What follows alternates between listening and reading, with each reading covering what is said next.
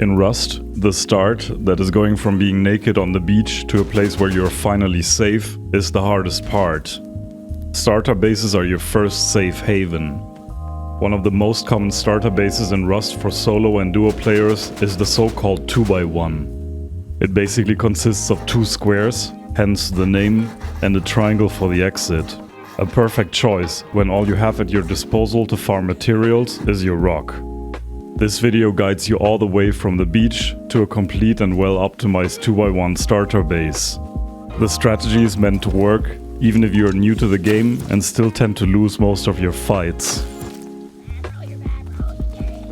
As with everyone else, your story begins on the beach. Seeing all those other nakeds running amok, you may feel a primal temptation to join the frenzy and smash your rock into the skull of that other fella. Don't. It will cost you precious time and health, and at best leave you with a second rock. Instead, turn inland and run. Don't look back. Once you have a moment to catch your breath, open up the map and decide where you want to build. Try to stay away from large open areas. These usually get claimed by clans who terrorize their neighborhood with roof camping towers. Pick your location and continue the journey. On the way, pick up hemp and craft sleeping bags. Deploy a sleeping bag every now and then so that you won't have to respawn all the way back at the beach should you get killed. A lot of the famous gameplay YouTubers such as HJune, Wellin, Blueprint or Stevie will fill their inventory before they start building and then chuck down the whole base at once. They can afford this since they know how to land shots with a bow. For us mortals without superhuman reflexes, I recommend to gather only the necessary minimum and build the base in tiny increments instead. Once you reach the destination, throw down a sleeping bag or 2 in the bushes.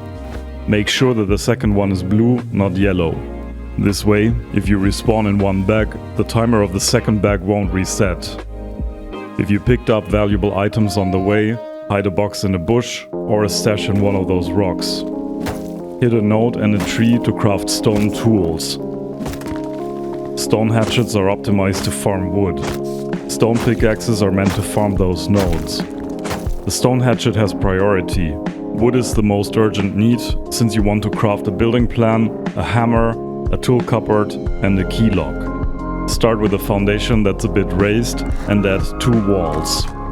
Upgrade them directly to stone if you can, otherwise use wood. Place the tool cupboard, or TC for short, into this corner and lock it with a key lock. If you are solo, hold E and select the lock option. There is no need to craft a key, since the person who placed the lock can operate it without them. You now got a somewhat sturdy box for your material. That's not great, but safer than on your body. Continue farming and craft a wooden double door and another key lock.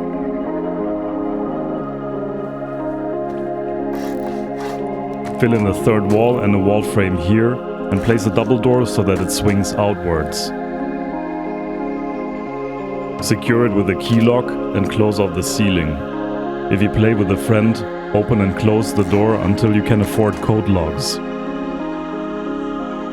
Put down a sleeping bag in front of the TC. Use the rear for a few small boxes.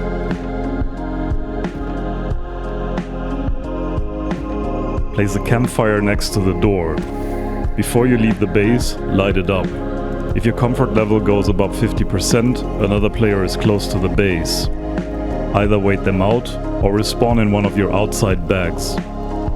Once you farmed more materials, add a second square. You will have to close the door to be able to place that foundation. On the side of the tool cupboard, add a doorway with a single door swinging inward. Surround the rest of the square with walls and a ceiling.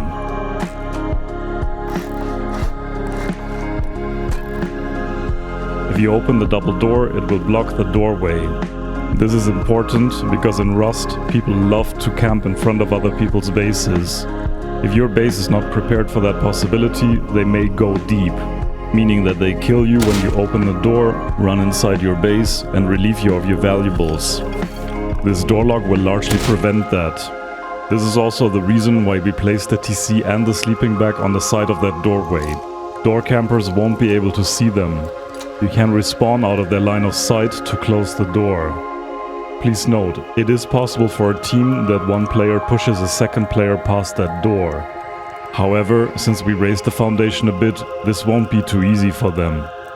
To eliminate that risk, let's add a proper airlock.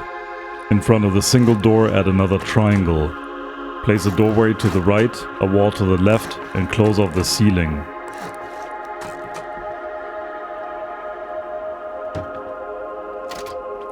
Once the outer door is in place, take off the inner door and place it back so that it swings outwards.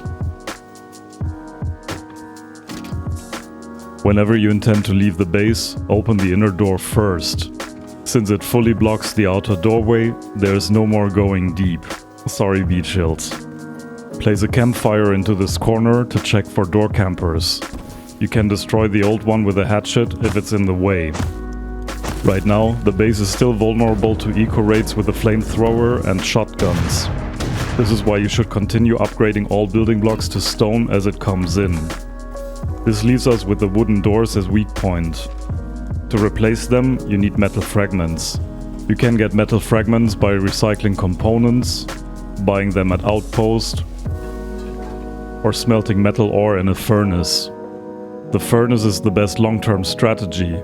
However, it requires low-grade fuel to be crafted. You can obtain low-grade fuel by crafting it from animal fat, red barrels and crates near caves, smelting crude oil in a refinery, or buying it at Outpost. The first furnace goes into this corner and the second one next to it.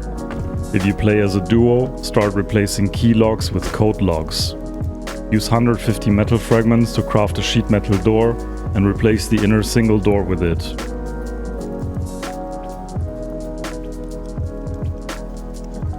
From that point on, your base will require metal fragments for the upkeep as well, so always leave some in the TC. You are now flame raid proof. Eventually replace the outer door as well.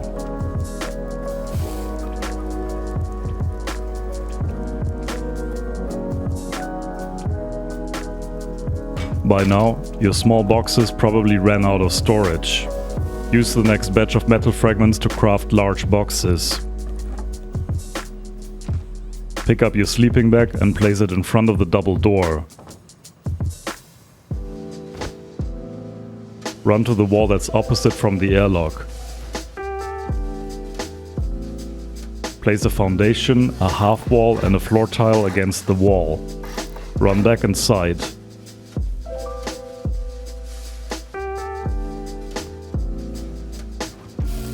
If no other objects or players are in the way, you can connect the floor tile as a makeshift shelf against the twig. Once the shelf is in place, the twig outside of the base can be demolished.